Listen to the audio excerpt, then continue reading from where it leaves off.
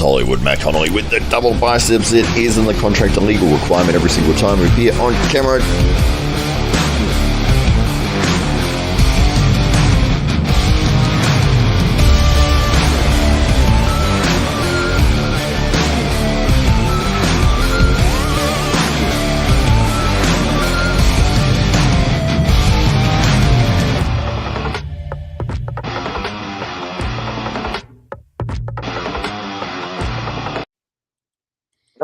Ladies and gentlemen, welcome to the show. This is Hollywood Matt Connelly with double biceps. It is in the contract a legal requirement every single time we appear on camera. We are appearing on camera right this minute.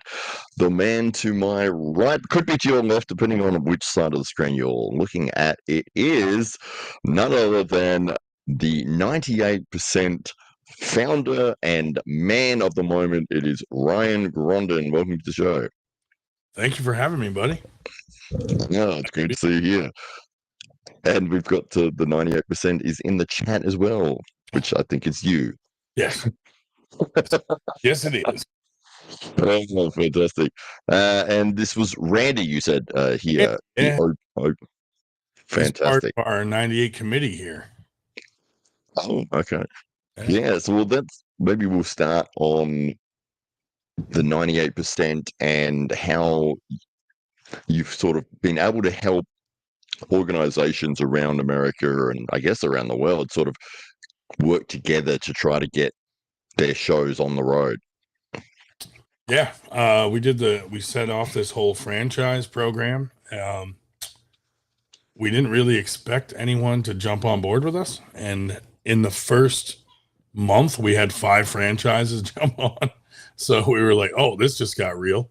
But now we're up to 8 and about to add 9, and it's going really good. So the whole concept of it was to really increase the networking between some of these existing promotions so that, we're under one umbrella, but we're all working together to, bring up the quality of each other's promotions and stuff like that. And it's been really neat having all these guys on board and brainstorming together, working together to help each other rather than,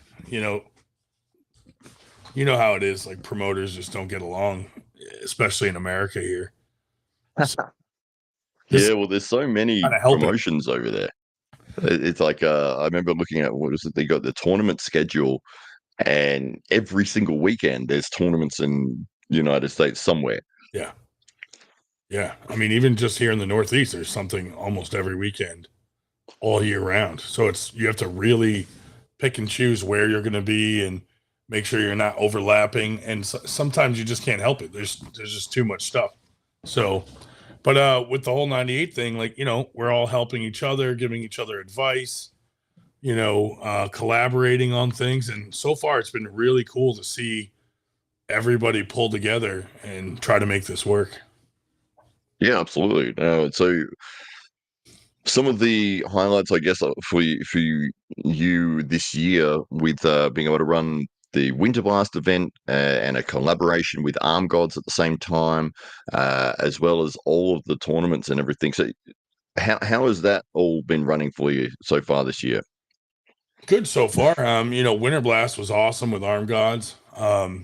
We still hit high enough numbers to keep Winter Blast as the largest tournament in the United States. So we're still there. Arm Gods was great to work with, and all the guys we met that came over. And our other tournaments are smaller, but they're just, like our last tournament had 188 entries. Wow. That's a small one for us. A small one for you and 188 entries. It's absolutely amazing that those numbers. I mean, that's a national event here in Australia, and I don't think we'd even get that many. I think 110 is the most we've had in our history of the country. So yeah, 188 just for one of the local tournaments is absolutely crazy. Yeah, Winter Blast this year we were actually down from last year, but we still hit 500. So we're still up there. That's amazing. That's amazing. So how long did the tournament end up running with 500 entrants? It wasn't that bad. I think we did it in like 7.5 hours. Wow. Yeah. How many tables did you run? We had 4 or 5 tables going. Nice. But the And you, help really is that we brought in all master level refs. So at that level, they really helped to hurry it along, and you know that was very helpful to have those guys. so which rule structure did you run it with? Just like strict rules, like PAL, the like the IFA, WAF kind of strict rules. There's very small variations between those two, but yeah, mostly I like PAL. Sean Hancock was like our head ref, so we always do strict rules because for a while there in the Northeast here, a lot of promotions were using like WAL rules. So all the guys up here would get used to those loose rules, then go somewhere else and have strict rules and get killed because they weren't used to the strict rules. So Yeah, it's one of those things with that style of refereeing and match. Um, yeah, it's hard to go from the looser rules to strict, but relatively easy for the guys who are used to strict to go to the loose rules. So it can be quite tricky. But so you've packaged it all up under PAL style rules now. yeah, Fantastic. There you go. And I'll just say here, Richard Jennings, hello to you, sir. He says, my club is holding 20 super matches, best of 5 with people coming from around Atlantic Canada. nice. Well, I hope it runs really well for you there, Richard, and make sure you send us some of the links to the matches. We'd love to see them. And OBZen33 says the Arm Gods and the 98% was so much fun. I'm sure it was a tremendous weekend there. This Sunday at the Nova Scotia Highland Games is where Richard's event will be taking place. Mr. Peanut is also here. He says that's an average tournament time of 1 minute per entrant, a tight run ship. Well, there you go. So the difference, I know you didn't have any super matches on the card this time No. through the tournament. Yeah, no, like sometimes we do some on tournament day, but like the year before when we had Nanya and Paul Italia, it slowed down the tournament way too much. So we decided anytime we're doing any super matches at Winter Blast now, they will be the Friday night before, and then Saturday is just tournament. Yeah. And how many James Brown impersonators will we have? We only had one. We only had one there. We had a bagpiper. We had all kinds of things going on that night. What was it like working with the guys from Arm Gods, Paul Maiden and Marcus Thompson? It was fun, man. Marcus is more like, he's been my contact more so just because we were planning everything in advance together, and Paul was more focused on the matches. But when we got there, then Paul kind of switched roles and he was trying to direct everything on their end. But he's just so funny. Like, he's funny to work with. He's always animated and dancing and doing something silly. So it was a good time. And every night we'd all end up at the pub and just really good time with all the guys hanging out. Well, you can imagine that the after pool after that event would have been almost better than the actual event itself. I'm sure that there was some incredible moments, maybe even at the pub that took place. I don't know if you guys were arm wrestling each other on the tables or something there. There were a few incidents that happened. Maybe a broken foot or two. Yeah, well, no, Arm Gods do a tremendous job, and they have a very unique style with their organization, and it really is a lot about that live show and that experience of being in the room and the Yeah. atmosphere there. And as they say, you're either like with us or against us in a way. With the our rule thing, and Arm Gods, what's your perfection, and all the people that are involved in it, they're very passionate about being part of Armed Gods, and they have a very dedicated group of fans and audience members. But attending one of the shows is just a fantastic experience, and I always look forward to their content. And it was great to see that you guys were working together. So they brought everything over here, and it was the UK versus America, and Yep. you had what was it, like 10 super matches or something? I was like 13, I think. Wow. Yeah. Yeah. So, What was the result head to head? we lost by 1. Yes. You know, Right. Yeah. I blame Corey West for backing out. Right. I was going to say, who did you blame for it? I blame RVJ for not coming prepared. Lost. I blame that. No. Was there a match that really stood out to you on that night? Oh man.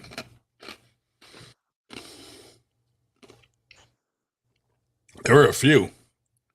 Mm. I would say the Corey Miller match was crazy because he was 3 up, Oh, yes. and then there was an epic comeback.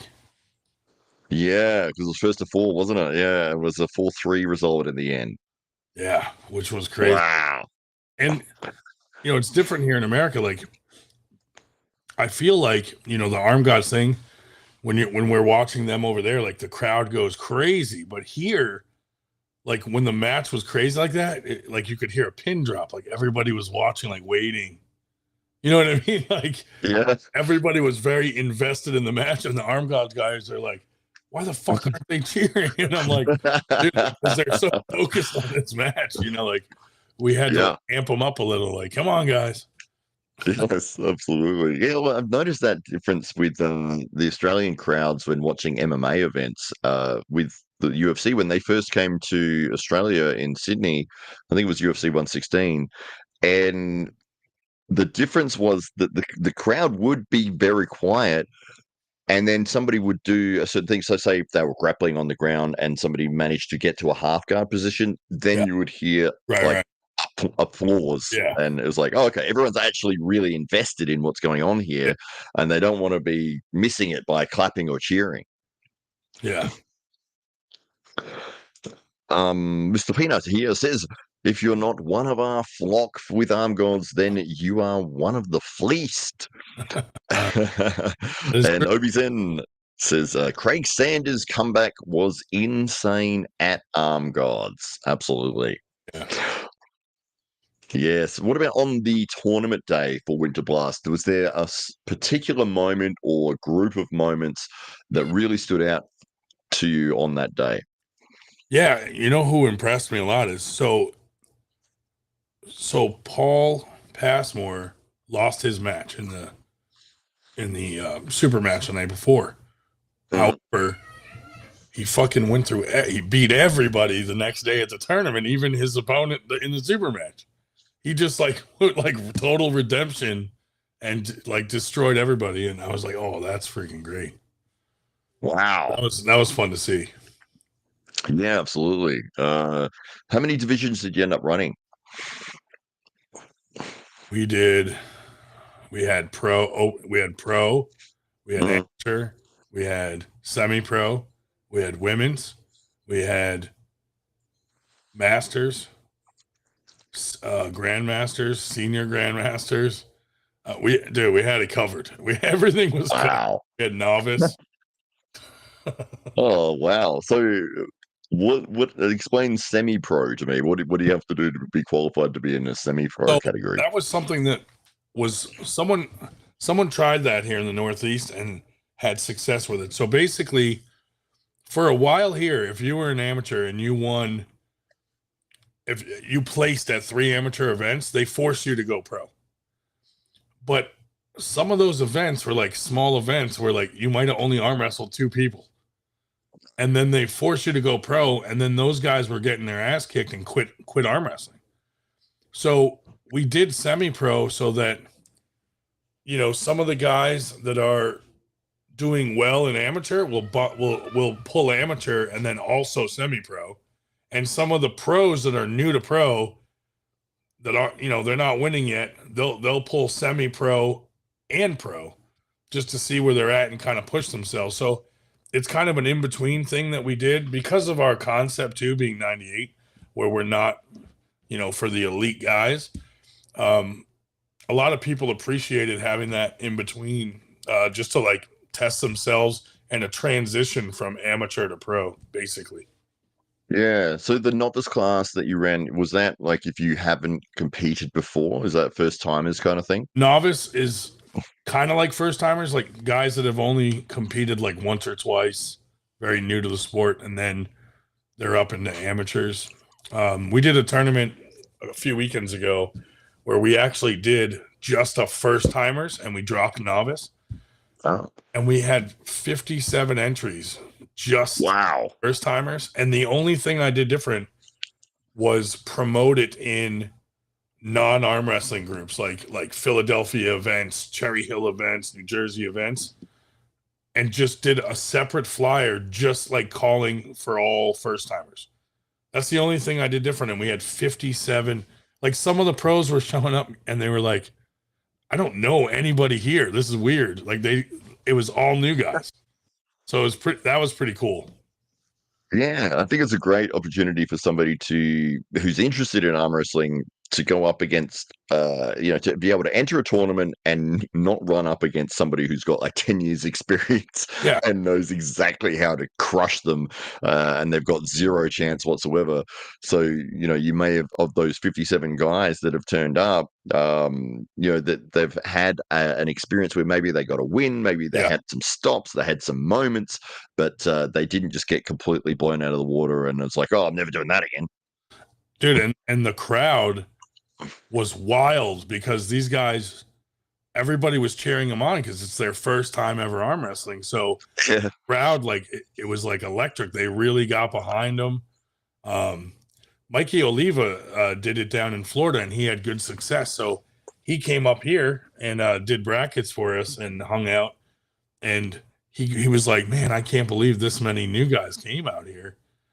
And but it was so cool to see those guys. And so we have another tournament coming up in September.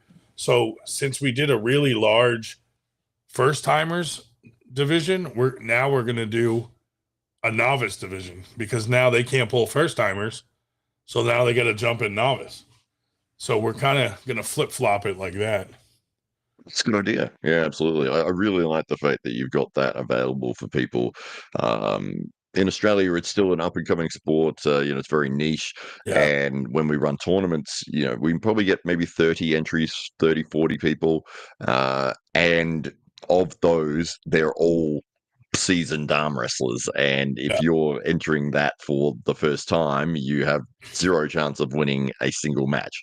Well, the funniest thing is that's what happened to me. So my first arm wrestling tournament was open class. That's it. So I go there and I just got destroyed by a pro.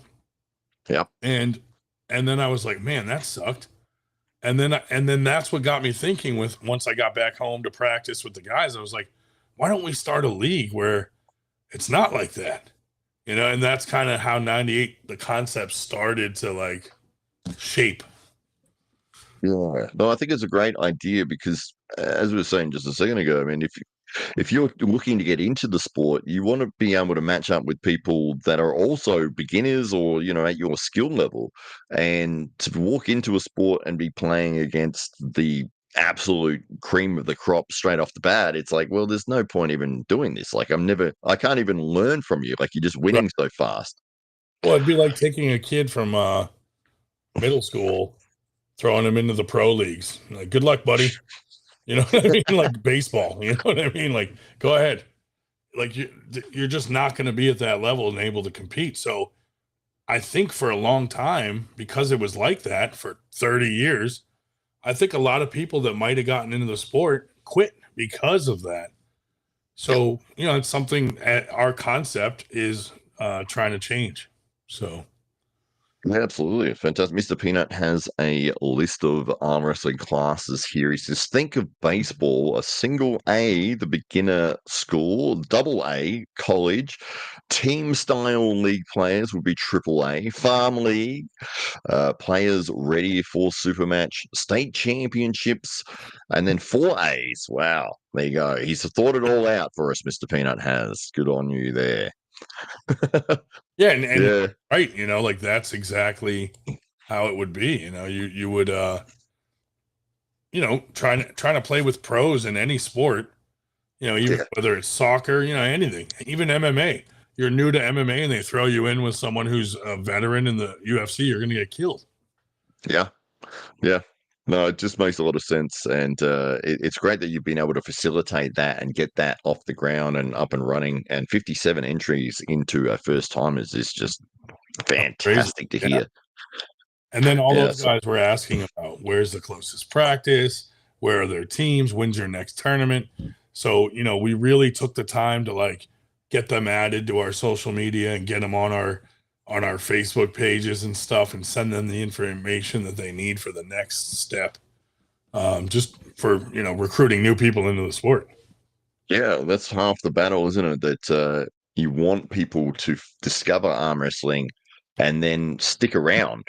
It's like you can get people there, but if they don't have a good time, then they're probably just not going to come back. And so we get that. You probably get the same thing with practices where people will come in one time and you never see them again. Yeah. But most of the time, people will come back again, and because they had a really good experience with all the people in the club. Oh yeah. Yeah. If you get that one jerk that's just smashing new guys, they never come back. You want to get the guys pulling them that work with them and teach them and show them how to be safe and all that stuff. But if a little bit of effort and you can really get these guys to stick around and get into it. So, that's what we're trying to do. Just the more the merrier. For sure. And tell us about this tournament that you've got upcoming next month, is it? Yeah. So it's the Sean Latimer New Jersey State Championship. And that's the practice I go to, Sean Latimer's house. He used to pull in WAL, and he was a power lifter, and he was like the fifth person to ever like bench press 900 pounds or something crazy like that. So he's well known in the powerlifting world, and pretty well known in the arm wrestling world over here from WAL days. And we just pitched it to him one day, like, because he lives in New Jersey and I don't. And so we were like, hey, why don't we throw a New Jersey State Championship and we'll call it the Sean Latimer? And he was like, oh, absolutely, I'd love that. So last year was the first year we did it, and then this is the second one. So we'll see how it goes. And shout out to Mikey Oliva from Pro Gear in Florida. He's coming up again to do brackets because he had fun here last time. So we're doing some collaboration, and he's the newest 98, well, almost the newest 98 franchise down there in Florida. Yeah, so explain the franchise system that you've come up with here for 98. How does that work? I'll say it just as you're about to take a sip of your drink. Sorry. So basically, like if you're a promoter, or anybody really, and you wanna throw some tournaments in your state, we set it up so that not like if you become a franchise, you have our full support of the entire network, but also like, so because now that we're like a national brand, even just like buying medals, like our medals guy like lowered our prices because now we have 9 franchises buying from them. So now you jump into our network and you're getting a discount on shirts, straps, medals, all kinds of things, because we've worked out good deals to bring those prices down because we're expanding our network. So that's some of the benefits. And then we set it up so like there's an initial fee. It's not a crazy amount. And basically that's to add you to our website, and we set you up on our website so that you can sell your shirts and any kind of merch on our website. So we're kind of making our site in a way that each franchise can also get some revenue out of it for their club. And then also there's a percentage of each tournament that we've all agreed to kick back into an account that's for an injury fund. So, say you break your arm at 98 Nevada, you get like a check sent to you and maybe like a little gift pack, like a get well soon gift pack, and it's not a crazy amount, but maybe enough to cover a bill because you're out of work or, whatever, help just to help out a little bit. But that's what we're going to do so that when there's a major injury in the network, we can help out a little bit. Oh, that's fantastic to hear. I mean, it does feel like a lot of give back, and really that the whole organization, the whole 98% is catered towards doing the right thing by people and making sure that people get looked after. And I think that's the people that go to your events, or they deal with the 98%, and they get treated that way, and they feel very valued and respected. So they're more than likely to go again or recommend you to others as well. Yeah, like the pullers seem to love us because we do try to take care of them. We give away a free table at Winter Blast to someone that maybe can't afford one, or a team that maybe is big but can't afford enough tables and need an extra one, and we just give it to them for free.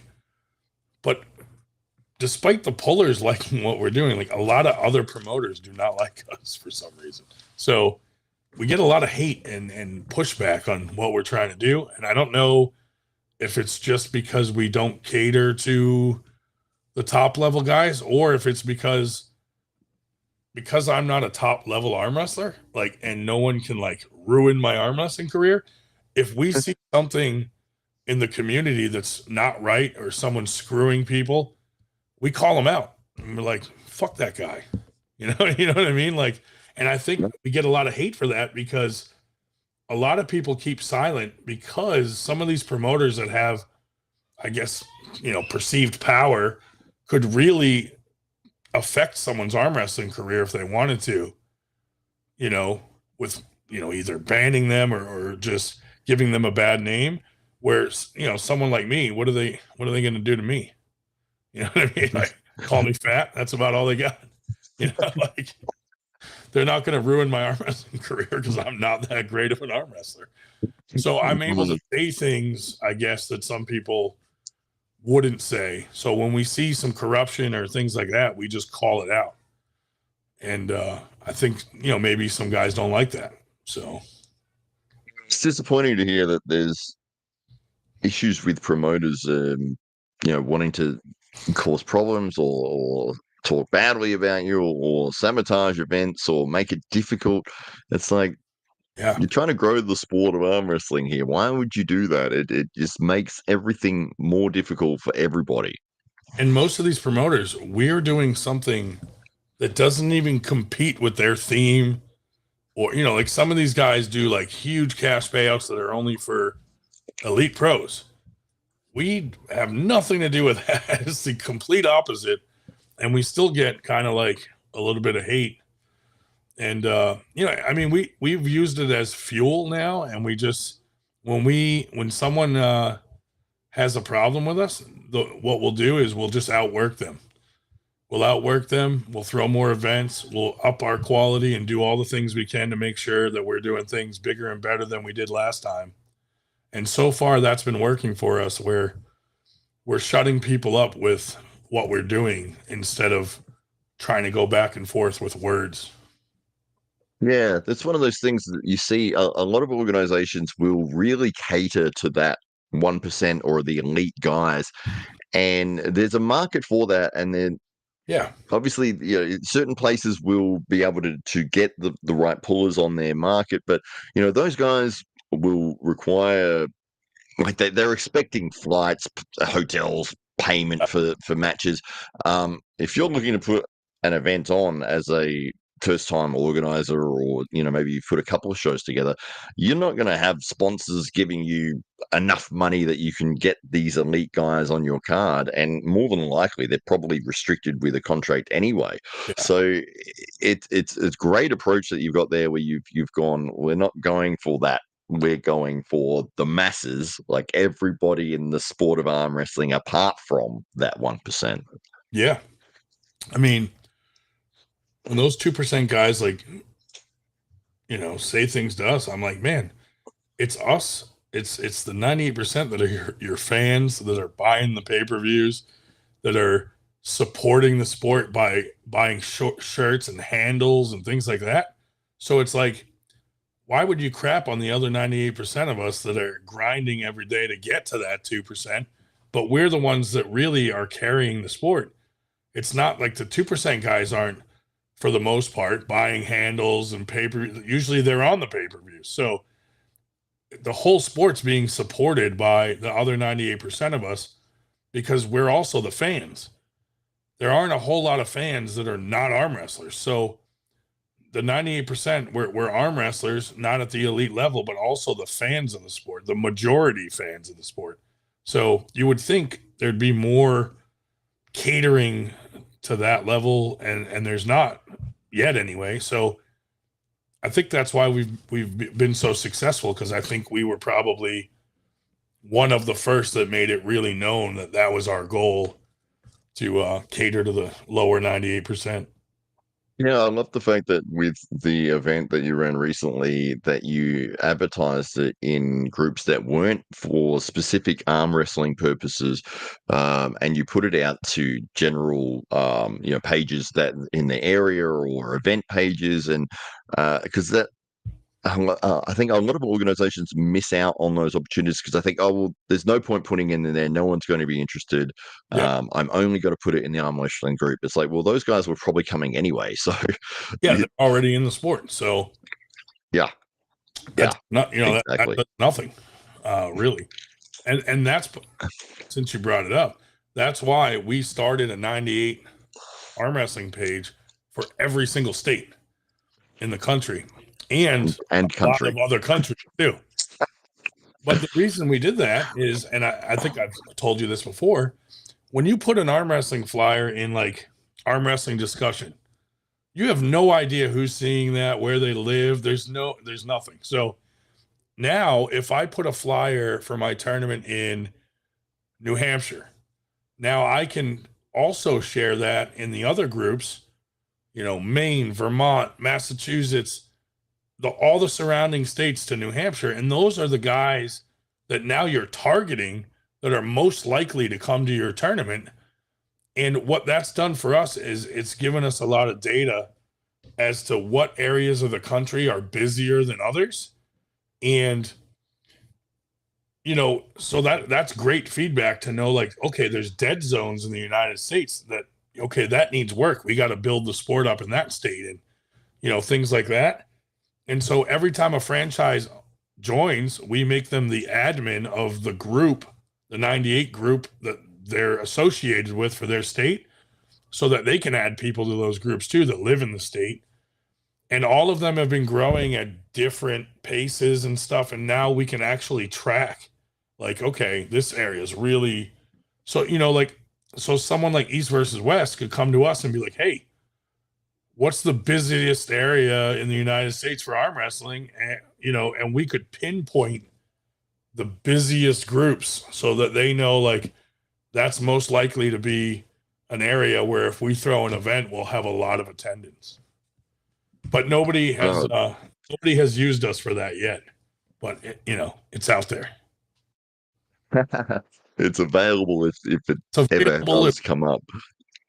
Yeah. Yeah, but did you think that when you got involved in the sport of arm wrestling, that this is the path that you would go down, that you would be a promoter, that you would be working with people from all around the country and the world to put on events and be talking about building the sport of arm wrestling? Not at all. I thought it would be like a fun hobby. I loved arm wrestling. I thought that I was going to be a lot better than I am. stuff like that. And then I don't know, I got into it and we had fun at practice, and it was more about the community, like hanging out with the guys. You know what I mean? Once you're done high school and stuff, like all the hangout stuff kind of starts to dwindle down, and I feel like this is like you know, another chance for guys to like just hang out with the guys and do something that's fun and just hang out. And everybody in the community is super nice for the most part. You know, it's a couple assholes like me.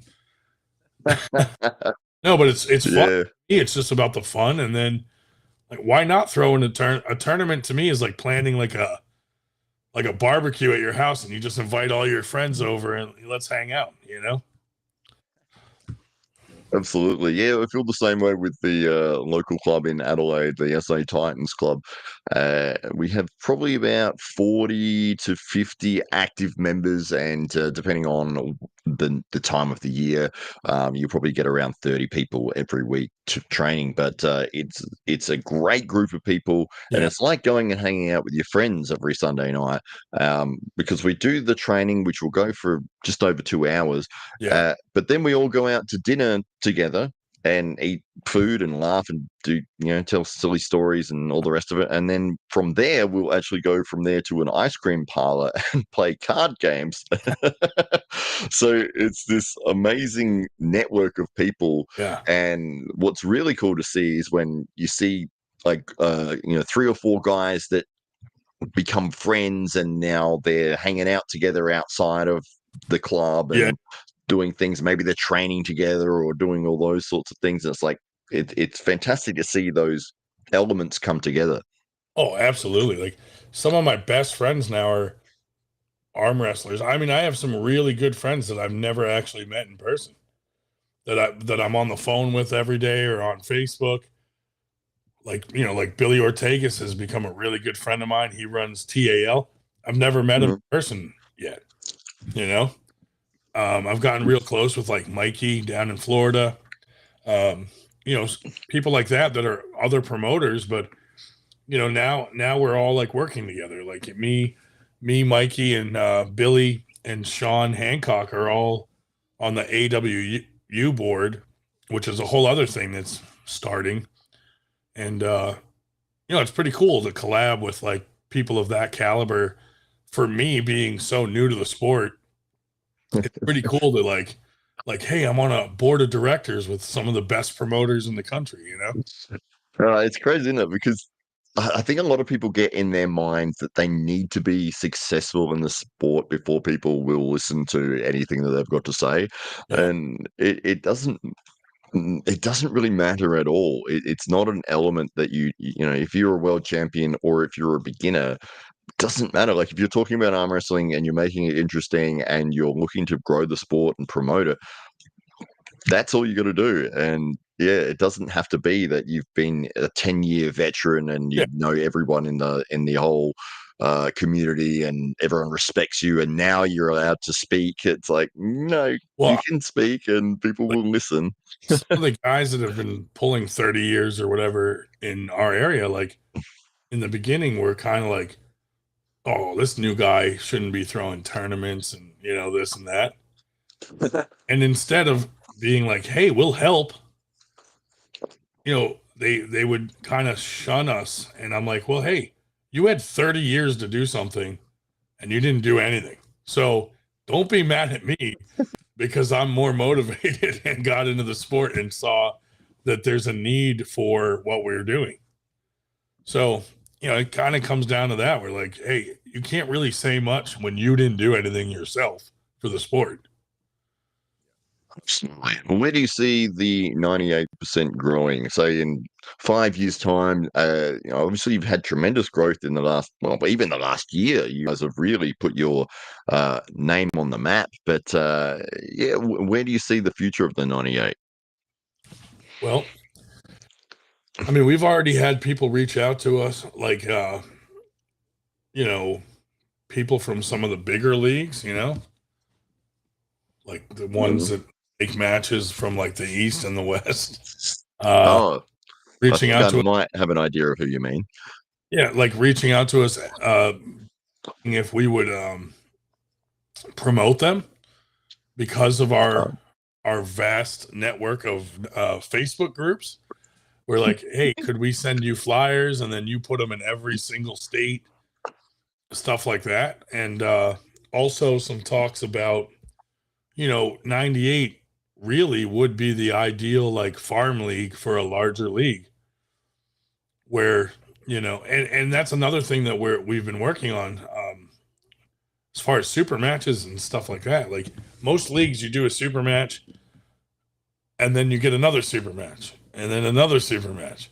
So what we're trying to do is, say you win a super match at one of our smaller tournaments. Then we're launching we not really launching, but rebranding uh, something called Table Trauma, where it's a more like one-on-one situation filmed and like a super match, like the next level up of super matches. And then you win there, and then we're like, okay, now you get an opportunity to be on a big card Friday night at Winter Blast. So we're basically trying to create a path and like a ladder, so that you're not just doing super matches over and over and just staying in one spot at one level. We're creating like some levels, and then we're hoping, somebody comes along, wins Winter Blast, and that's when they get seen by an Arm Gods or a, Knuckles Up when they were around, and or even East versus West. Like just draw attention to these guys that have earned it. So, that's what we're trying to do. Just create a step ladder of events that they can climb and hopefully get some really cool opportunities in the future. I completely agree. So tell us about the Friday night shows that you guys do, the lives that go for 7, 8 hours that you fall asleep on sometimes, that pure chaos takes place. It's pure entertainment every week. So that started out where some of us at practice just started a Zoom call every Friday night, and we'd all jump on at 8:30 and just talk. And then we started sending that invite out to anybody who would want to join in the whole country, and then it turned into the whole world. And that's when like guys like the Aussie arm wrestler would jump on, or even you or Devin Larrett would jump on sometimes. And it's just an open forum for anyone. And then eventually we were like, why don't we do it live?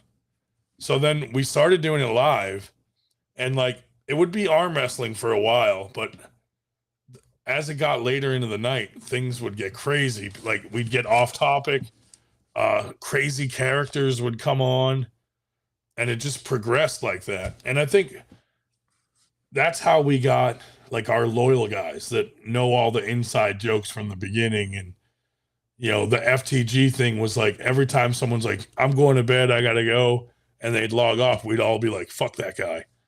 But not in a negative way. Like we meant it with love, but it was just like, oh, he's leaving, fuck that guy, And but everybody knew that, and everybody participates in that comes on, so that's why we named it the FTG Friday Night Live.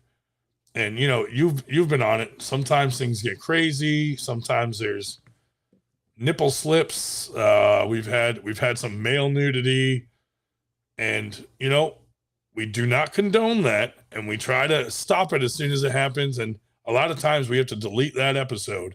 However, it is fun to be on there just hanging out talking with a whole big group of people. Yeah, for sure. Has anyone popped in that really surprised you? You're like, oh my god, look who's sitting in the Yeah, I mean, backstage area. probably like Devin sometimes. That's always a surprise because he's so busy. So like the first time he popped on, we were like, oh Jesus. I mean, in the beginning, we were excited about anyone coming on. Like, like Jake would jump on, or Jody Williams, or you, and we'd be like, oh, dude, this is so awesome. And now it's grown to where like, someone like Devin's level jumping on, and we're like, oh my God, this is like an elite guy, a 2%er that we have nothing to do with is jumping on to see what we're doing. And that's kind of exciting still sometimes, you know? Oh, absolutely. Yeah, one of the great things about the show is the unpredictability. You know, you never know who is going to turn up, and if you just turn it on Friday night and see who's there, it's like, okay, I don't know who any of these guys are, but you might watch for 5 minutes and find that all of them are hilarious, or you Yeah. know, it could load it up and you're right in the middle of a very intense discussion about certain techniques, or Yeah. there's so it's just random, like you Yeah. and yeah, Yeah. Or it's you very get boring, quality content. or it's real It boring. can be boring, yeah. Fall asleep. I mean, I've fallen asleep many times on the podcast where I'm just like, and people will call me and wake me up. And I'm like, oh, hey, I'm still here, you know? Yes. Didn't you fall asleep in the Kanye mask once? Probably, yeah, probably. But now Devin has the no, he has the Engen mask. He's got the angry one. You've still Yeah, got the Kanye one. yeah. Dude, we had we interviewed Dexter Tan from East versus West a few weeks back, and him and Randy started talking about video games. And literally 2 nights later, Randy and him are playing video games together, like at night, just random, like like teaming up and fighting people and stuff. I'm like, oh, these nerds. Didn't you? Pretty cool though. Isn't one of your guys tricking people into coming in on the show, sending them like saying it was a dad's group or something like that? Somebody, David Kotlow, he's from the AWU guys, the Arm Wrestling Uncensored guys, Yeah. and these guys will go into like a dad chat, dads only, and say, hey guys, we got a bunch of the dads in this podcast, come check it out. And then these dads are joining the podcast and they're like, hey fellow dads. And so right away I thought like, okay, someone did something funny, so I'm like, hey there dad. And we just had him going for a while until they realized that it was an arm wrestling podcast, and they're like, this isn't a dad group, is it? And we're like, no. And they're like, okay, I'm going to go now. But that have happened a lot. We had a couple of trolls come on the other night, and they were like nasty little people, you know. We had to boot them because they started saying crazy things that YouTube wouldn't appreciate, so we had to get rid of them. But I don't know who sent them there, but they randomly came in, and it was crazy. Yeah, well, I guess that's the fun aspect of it is, as I said before, the unpredictability, and you never know who's going to come on the show. So Yeah. I've never actually seen the very start. I've always loaded it in like you're a quarter way through, halfway through. How do you kick things off? Like, is it just you and Dave, or is it just you? Yeah, me and Dave or whoever, wants to come on first thing. And then we get on and we're just like, hey, we do our whole little intro that we're, 98 podcast, Friday Night Live. Usually we start off just saying like, oh, we just had a tournament last weekend. It was awesome. And then I'm like, okay, I'm going to share the link. Anybody who wants to come on. And I'll share it in YouTube. And on YouTube, you can pin it to the top. So I'll pin it to the top, and then people just start coming on. So, and then we have other podcasts now too. Like me and Randy do one that's called 98 Center Table, where we're just doing one-on-one interviews with people. And that's the one, we had Dexter on recently. We've done a bunch of people so far, but that's the one where it's going to be a little more serious, where it's just kind of one-on-one. We're not live. We're just recording it and then releasing it as a podcast episode later. I've had some with Mikey Oliva that we were called What's Next for You, where me and him would, get people on and ask them questions. And we have another one in the works that's going to be like the business aspect of arm wrestling that our guy Dave Flaherty is going to do. And he's going to talk about like promoting and getting sponsors and like the business side of things. So that'll be pretty cool too. Yeah, absolutely. No, lots of things happening for you over there. One thing I wanted to ask about, what your very first time going to an arm wrestling practice, what was that like, and where was it, and how did you go? The first one was in Philadelphia, and one of my friends had told me about it, so I reached out to the coach there, or the team captain, whatever. He gave me the address, and I had been talking to Dave Shell, the professor. So he's like, "Oh, come to practice, check it out." And I go there. It's like 15, 20 guys, and just started arm wrestling. Like Dave Shell showed me how to be safe, showed me the basics. He could crush me lefty, I could beat him righty. You know, but yeah, when I first started, when you just arm wrestle, like when you're a kid, you're only using your dominant arm. You're not arm wrestling both arms. So, I get there and I'm getting killed lefty, and I'm a little bit better righty, but still getting crushed by most people righty. But then I was hooked. I was like, oh, this is fun. Every guy there was super nice. They're all working with me, showing me different things. And you know how it is your first practice. 20 guys are showing you something different, and you're trying to like retain it all, and then you realize just ignore all that. But then Yeah. there's a newbie pain where you're going home and you're like, oh man, my elbow, oh my arm. So after that fades though, that's when it gets really fun, where you can go hard as hell and there's no pain, and you're like, oh, this is great. But those first few months, man, I think we lose a lot of guys in those first few months. Yes, absolutely. Have you had the toothache pain like in your bicep before? Where it's just that constant throbbing Yeah, pain. yeah. Where you're driving home Oh. with your opposite arm, and you're like, I'll pop some Advil, ice pack, whatever. But yeah, Yes, that absolutely. eventually goes away for the most part, unless you're going like super hard. But it eventually fades away, and then you're fine. Yeah. I don't know. I still get quite sore, but probably not to the extent as I did when I Yeah, started. I But don't get like that yeah, toothache pain, but I'll have like tendon pain and muscle pain and bone pain, but not like that newbie like toothache pain. oh, yes, absolutely. I had that one. It's probably the worst I've experienced that. We had run an event, and Ryan Bowen had competed on the card, and the next day we went and had our usual training session. And so we're already sore and going in, and one of our guys from Australia, his name's Josh Barker. He's a very strong presser, only a smaller guy, but his press is just crazy. I was trying to catch his press, of course, it's on my bicep over and over and over. And it didn't hurt at the time, but then about 5 minutes after we finished up, I could not lift my arm like at all. Like I was stuck, and it was hurting so bad. And I had to drive Ryan Bowen back to the airport, and Yeah. I literally couldn't lift my arm.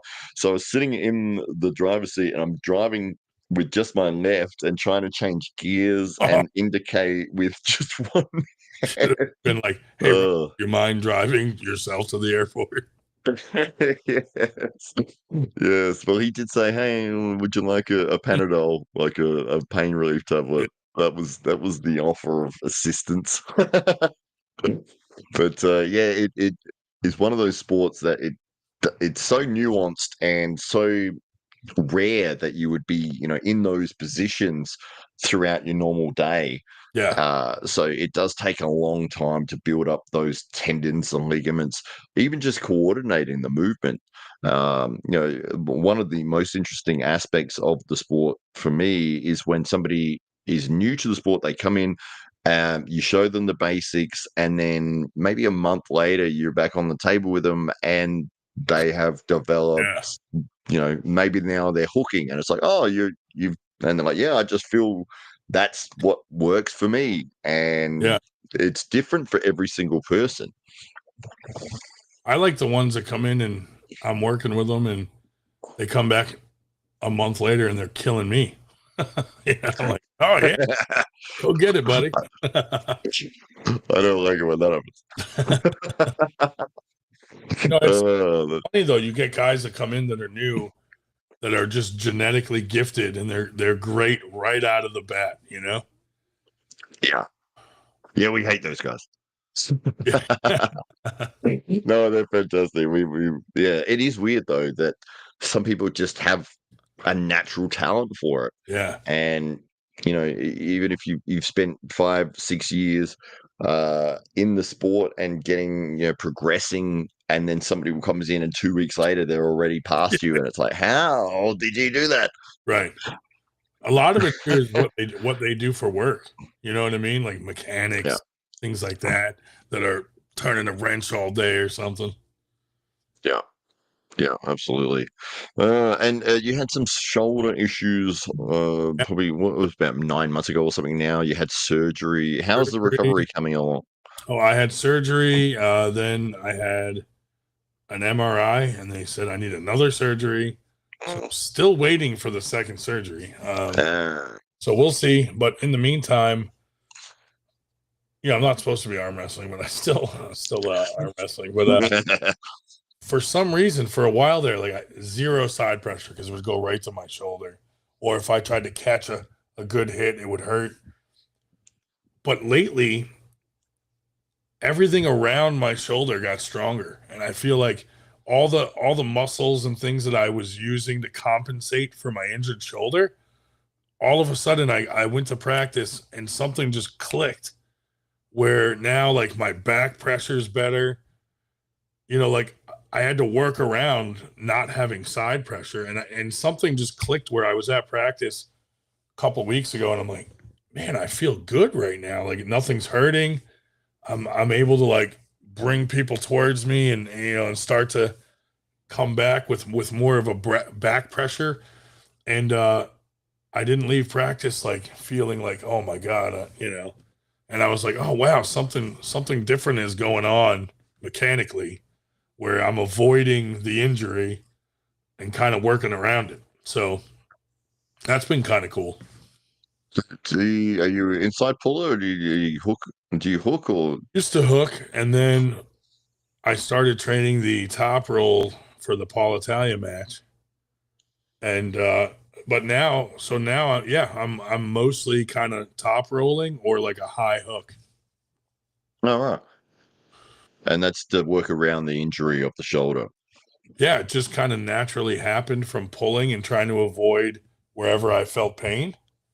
And now in those areas, something like, I don't know, just over time, those whatever muscles I was compensating with just got a little bit stronger, and it's starting to feel good now where it's like it's not hurting when I arm wrestle, and it's weird. Is what's the surgery that so you've had one surgery and then they've said you need another one Yeah, after you, yeah, go on. so I tore my rotator cuff in 3 places. And Oh, so they repaired all three, but two of them failed. So that's they got to fix those. And then they were supposed to cut, the tendon that comes over your shoulder that holds your bicep up and it sits in a groove.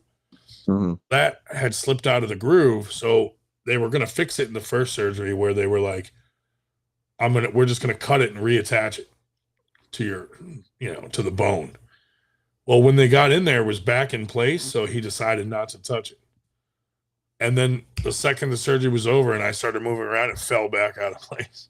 So now they want to go back in and fix that. And I'm like, oh, Jesus. I'm like, this time fix it while you're in there. I don't care if it's Yeah. back in place. So, Ah, yeah. So that causes pain. Like certain ways I move, it'll pop out of place and that's real painful. So, like, but ever since all the muscles around have been getting stronger, like, I could only lift my arm like not barely 90, and now I can kind of go higher now. Depends what angle I'm at, but certain angles I can't, and I'm like, no, no, no. And then I'll move it over a little and then I can go up.